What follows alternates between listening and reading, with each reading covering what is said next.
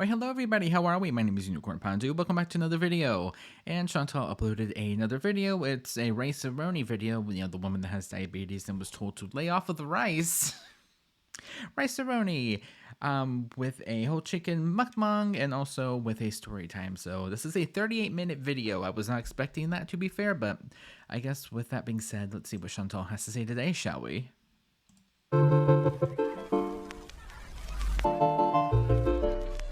Hello, foodie beauties. Hello guys, welcome back to another video. Today I'm making a homemade rice-a-roni, and here are some of the spices I am using. Now, I don't know if you guys grew up on rice-a-roni, the San Francisco treat. So I'm starting with some vermicelli noodles, and I'm going to fry them in some butter. Yeah, I know, a lot of butter. Maybe at least like almost a stick. This is already a lot of choices, and we're not even like 60 seconds in. Rice-a-roni, noodles, like, she's never gonna learn. Unfortunately, like, she's never gonna learn. 3/4 of a stick, little tiny bit of oil, and you want to fry the vermicelli. Oh, thank God you went light on the oil. Oh my God, thank you. I was worried there for a second. Noodles until they're nice and brown.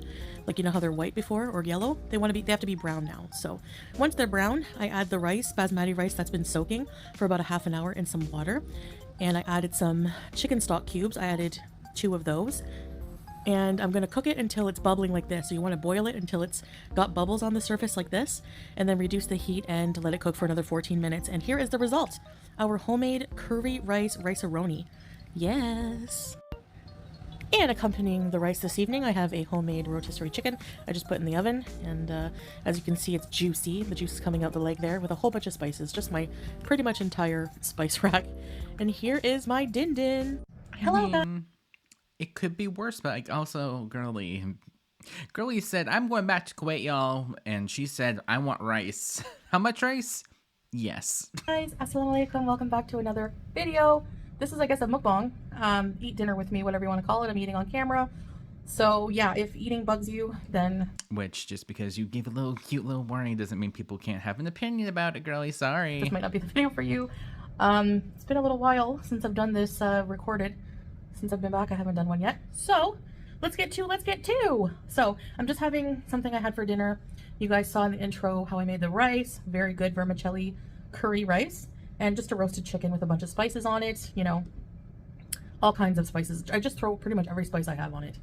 And put also same. a bit of olive oil. So some water and some yogurt. So bismillah. And let's get to.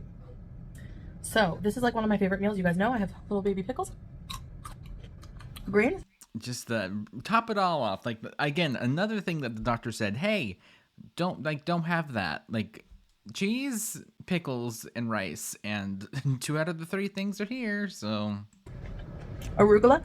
I'm just going to take a piece of chicken, some rice here. Eat a bite. The chicken is nice and tender. Wow. So I want to talk to you guys.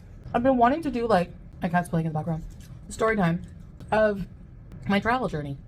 Oh my God, wow, it's gonna be so different than like the other 3 times that she's told us, like, oh my gosh, wow, it was awful, there was someone next to me, oh no, I had to walk and stuff, oh no, gosh dang it, wow, it's so different than, again, like I said, the other 3 times that she's done it.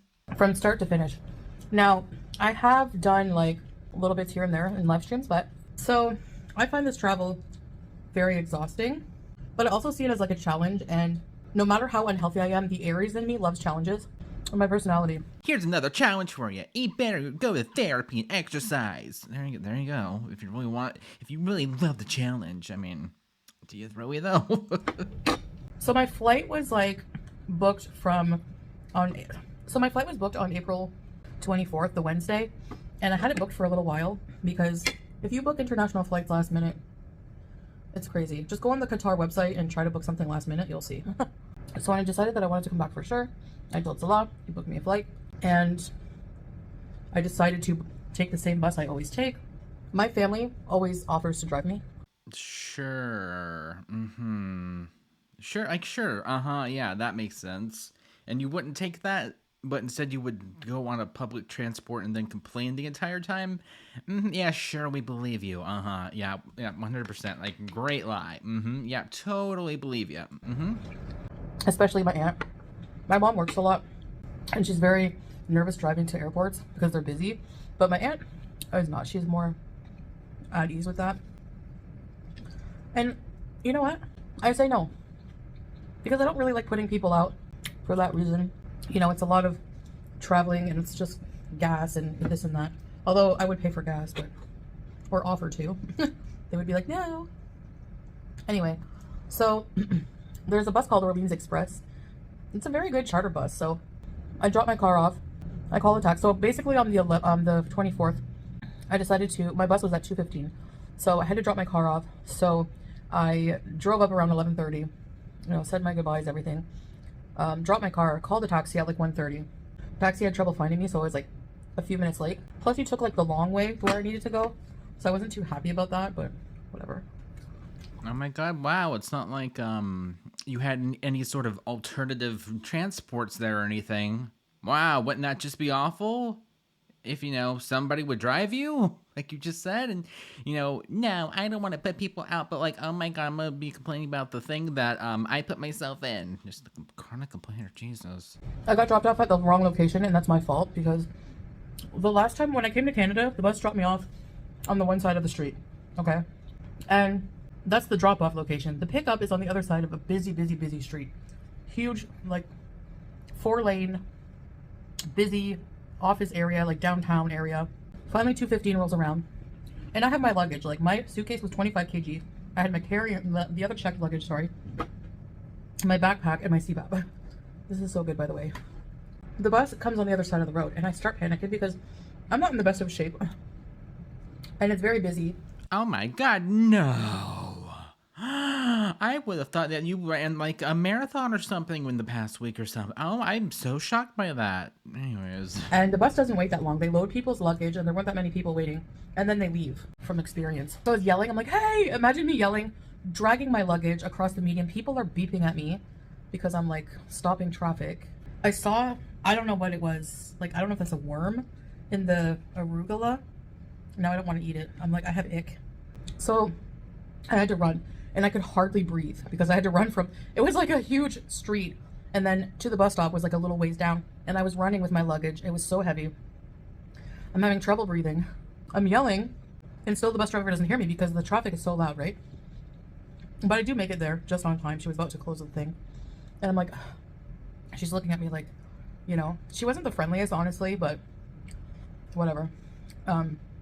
Usually they put your luggage in for you, and I saw her putting everyone else's luggage in as I'm running there, and because it was heavy, I'm like, I just need a minute.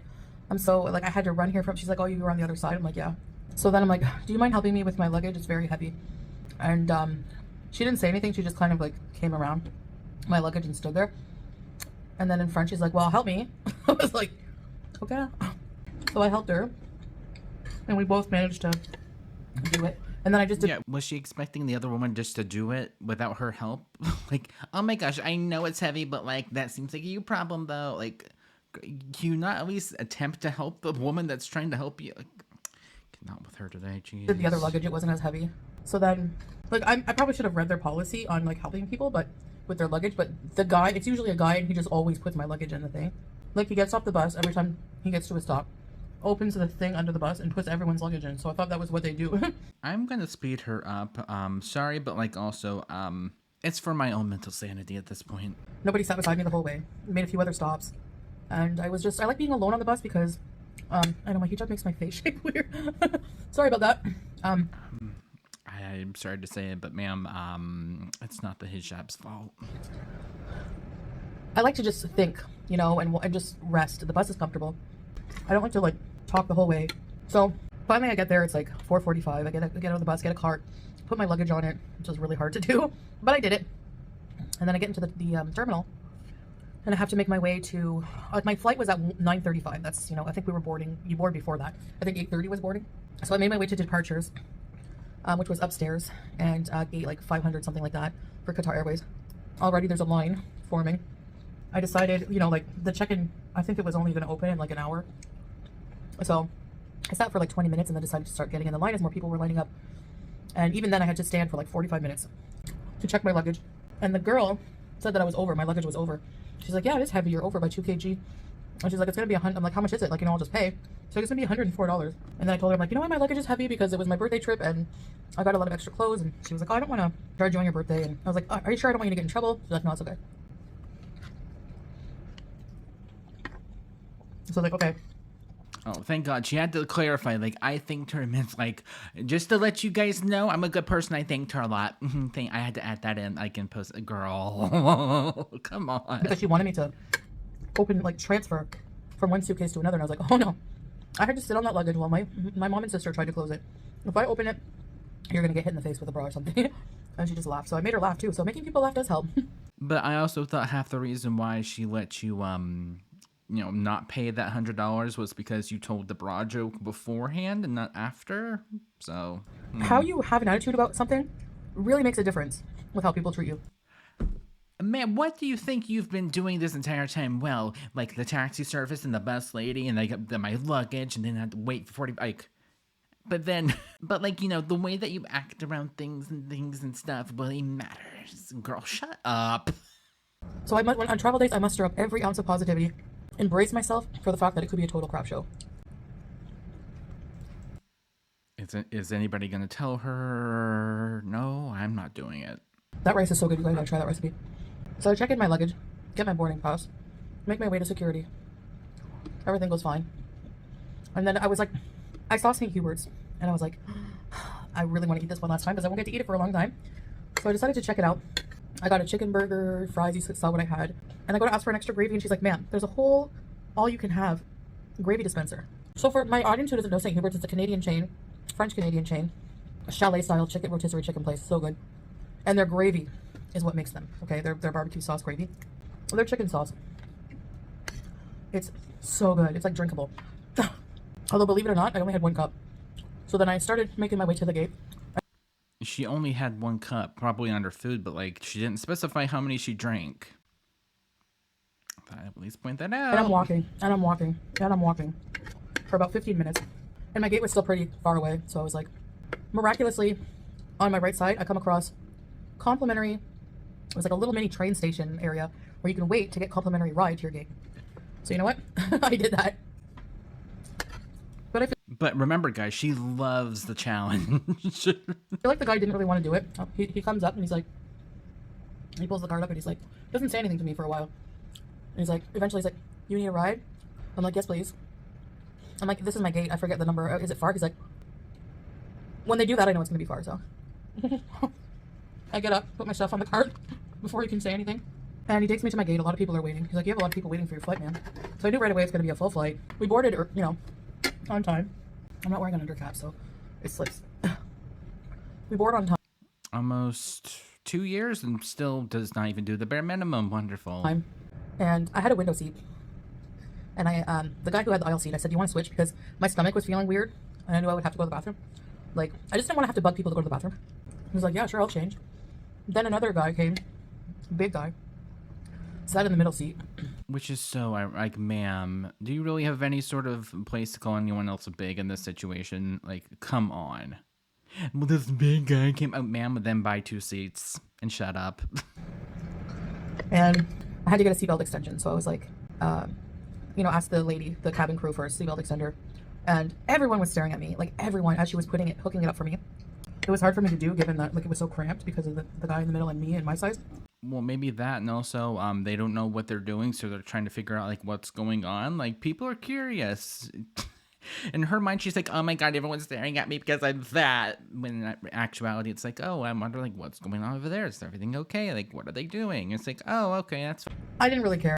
And also on top of that, like, isn't she just beaming ever since she got back? Like, isn't she just living life and, oh my gosh, my couple's channel and this and that and the other. Oh my gosh, we're going to be cooking and doing story times. And, like, isn't she just a peach after she came back? She seems miserable and we've been back less than a week. Great job. It's like everyone tried to fucking tell you never to go back there. But unfortunately, because you're so stupid, I hate to say that, but, like, am I wrong? She's already miserable. Everyone tried to tell her, but she won't listen. Or whatever, I'm used upstairs. I am who I am. I am what I am. I'm in the state I'm in and I have to deal with it. But another reason I wanted to get the St. Hubert's was so I would be full for the whole flight. Because the tray table doesn't come down on me because of like my size. There's a lot of things that don't. Sorry. It doesn't come fully down. So usually if I'm sitting beside someone, I just won't eat. Excuse me, I just won't eat. Sometimes I have snacks in my bag, but I'll get drinks and I'll just say, like, I'll just give an excuse. Like, they're like, you don't want food? And like everyone around me is eating.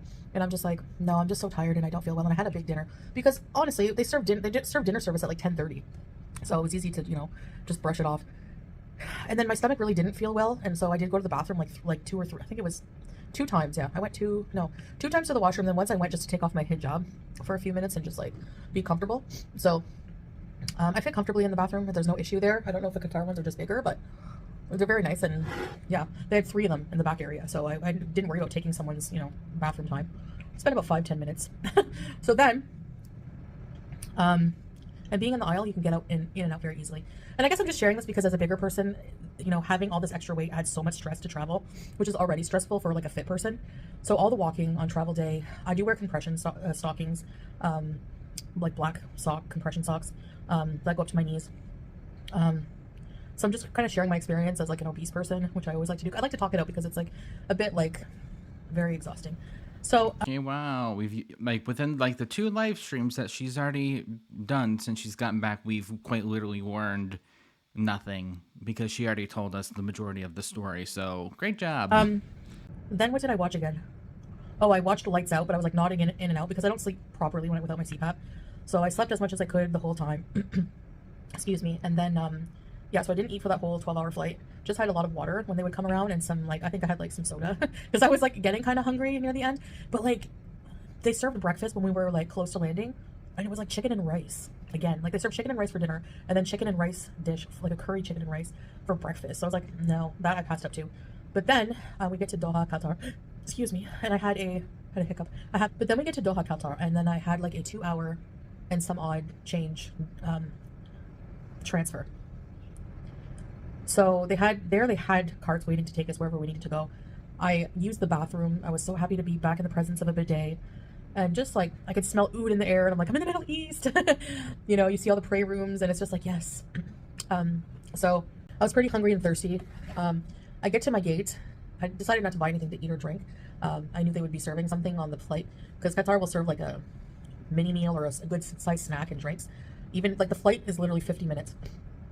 So I get to my gate and then this lady from Zimbabwe comes up and starts talking to me. She was so friendly and she was telling me her life story, like how she was coming from Dubai. She moved from Zimbabwe to South Africa to Dubai and she was going back to Zimbabwe because she got robbed. And she said that they robbed her of all her things and she didn't have much. She had like a huge teddy bear with her to bring for her daughter. So I felt so bad for her, like her story, but she was really religious. Like she was Christian and, I was like, I will pray for you. Inshallah, you will be safe and everything will be okay. She was like 25, I guess. And she was just really friendly, we talked until I had to board. I'm like, I have to go board my, my plane. And she was just like, good luck. And she was very, very friendly. So she had a bit of a side story that I listened to. And then, I hate when this happens.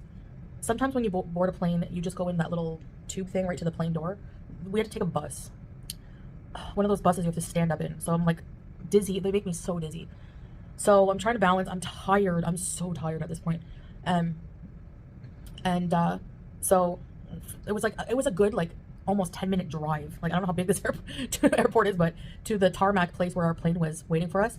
And the amount of stairs I had to go up to get to the plane, it was a lot of stairs. So luckily it was moving slow, the line to get into the plane, so I could take a break in between the stairs, but they were big stairs too, like high up, so I had to kind of go one at a time and it was really hard on me, but I made it. And the plane was a really nice plane and it was empty. It was almost empty. I had the whole row to myself. I leaned back and I just like enjoyed the flight. Like I just dozed off a bit and they came around, they gave a snack. I dozed off after the snack, but it was basically they give you a bottle of juice, like orange juice, and it was like a mini margarita pizza. It was so good. It was so good. So that was good for me. I was fine with that. And then, yeah, we landed in Kuwait and I went through the immigration, whatever you got to do there. And then the part of travel I hate the most because you're almost there. You're so tired. Then you have to wait for your luggage. And around, it's crowded. People are all rushing for their luggage. So God, the only thing I'm hearing is plane, upstairs, luggage. It's just word salad at this point, girl. You could have skipped the majority of the story, if I'm being quite honest. It took another, I'd say, half an hour for just my luggage to get there, out of the carousel. So I finally saw my luggage, and part of me always panics, like, is my luggage gonna make it? I don't know. I always like that. I don't know why there's like, oh, my hand was causing the lines in this video. Sorry, guys. Weird. Finally, my luggage comes. I struggle to get it on, and I go out, and you guys saw Salah waiting for me. It was so, I get so emotional when it's just the idea of somebody that cares about you and loves you waiting for you, you know? And you see everyone else waiting for everyone to come out. So, oh, it was so nice. So immediately he took over the stressful parts, like carrying the luggage through, and then in the parking garage, like, there was a juice station, and he's like, "Do you want a cold juice?" You could see how hot and tired I was. So I got a lemon mint juice, cold. I said, he knows, like, to say extra cold. They'll put a bit more ice in it, and then they add a lot of ice, and then they strain it and mix the juice.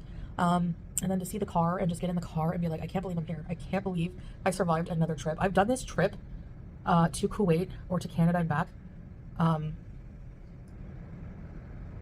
Because 6 times, I think, because she went there originally, came back, went there, came back, went there, came back. Okay, so maybe 8, I think. Each time I go, it's like a whole day of travel.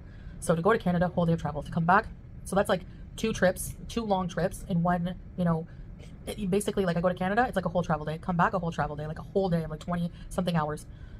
So I've probably done it at least like 6 or 7 times now. Like, it's because I've been 3 times. So yeah, about 6 times, I think. No, I've been even more than that. I can't remember. I don't know. But it was more than, it was And the fact that I know that she's struggling to remember is kind of sad. a few times that I've done this. And every time I do it, I'm like, I'm never doing it again. And I'm always like, how did I survive this? Because somebody with my health conditions, with my mental health conditions especially too, it's just, I don't know how I do it, but I just go into like survival mode and I just get through it. I don't know. But yeah, so going forward, inshallah, all travel will not be done alone. Salah will be there to help me. And because Thailand was pretty easy going compared to this travel. It wasn't as long either. Like 12 hours on a plane is just, oh, it's so long. 12 hours straight. Oh my God, wow, imagine that. Imagine going back, to Canada and then wanting to come back and then complaining again about the gay girl. Like, what, were you expecting it to be like 2? Anyways, that's the story. This is a long video, I can see. So yeah, girl. Oh, and we're still going. I thought, like, okay, great, love that for us, yay. But nope, we're still going. About that, but this dinner was so good. Oh my gosh. I could eat this every day. Greens, chicken, rice. I just love it. Okay, I'm going to skip forward just a little bit, mainly because do you guys blame me? Boundaries, like, within the seat things. It's tight, but it does do it, I guess. There was one time I took a Qatar plane, and with Salah, the plane was different. So it must be a different plane we took. The armrest didn't really fit down very well, as I showed you in the video, but I was sitting beside Salah all the time. So, but from Qatar to Kuwait, usually never full. I think it's the line for that, like, that was huge. Okay, great. Yeah, plain stuff, Will. Okay, wonderful. Love that. For us, we're done. So, with that being said, thank you guys so much for watching, and I guess I'll see you guys in the next one. Bye.